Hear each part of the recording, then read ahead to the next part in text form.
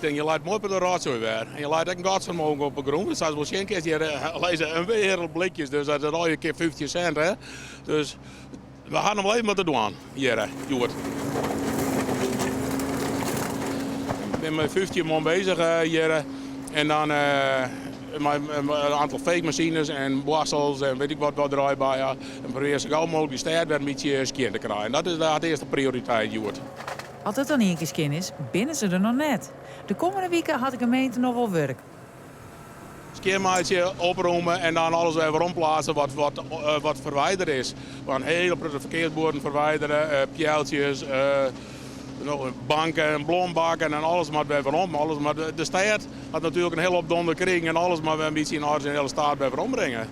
Ze binnen net de enige die tot het werk binnen. Podia worden afbrutsen, tenten worden waaihellen.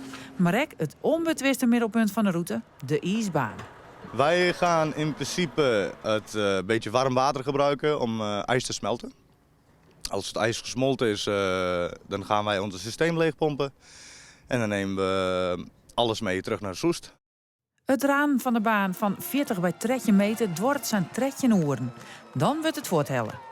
Ze hadden dus nog wat werk, maar het werd al je werk. En al de mensen omheen die helemaal gezellig gingen doen en gingen juichen. En op een gegeven moment WA van Buren op ijs. Het 86 opnieuw beleven.